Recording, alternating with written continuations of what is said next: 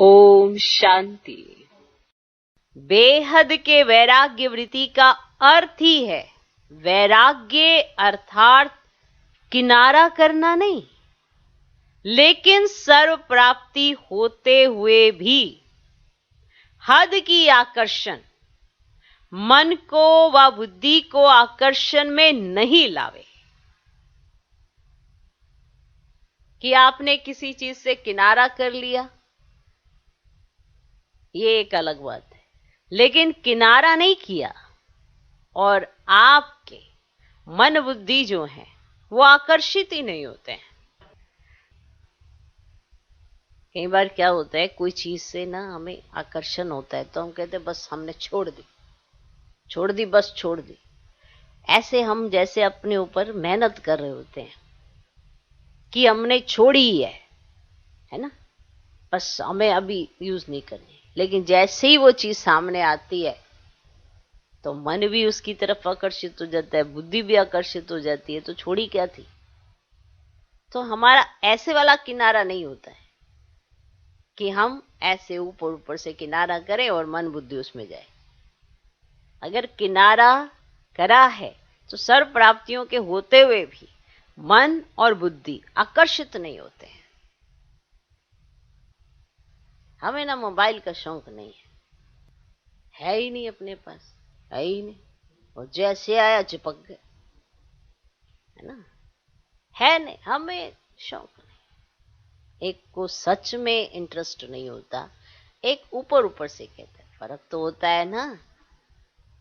तो जैसे ही वो चीज सामने आती है आकर्षित हो जाते हैं। तो कर्मेंद्रिय जीत नहीं हुए, मन बुद्धि संस्कार जीत नहीं हुए। आगे बात समझ में। तो राज ऋषि का अर्थ, बेहद के वैराग्य का अर्थ, ये बाबा समझा रहे हैं। समझ गए? अभी तक का सब समझ गए? क्लियर हो गया? किस किस को क्लियर हो गया? क्या कह रहे बाबा? समझ आ गया है? अच्छा, ठीक। जो चीज है ही नहीं उस पे तो कहीं कहते हैं ना, हमको इस चीज का ना शौक नहीं है ही नहीं, तो शौक क्या। और जैसे वो चीज है सारे शौक निकल आते हैं। माना ये किनारा कर रहे हैं, लेकिन वैसा बैलेंस नहीं है, वैराग्य नहीं है।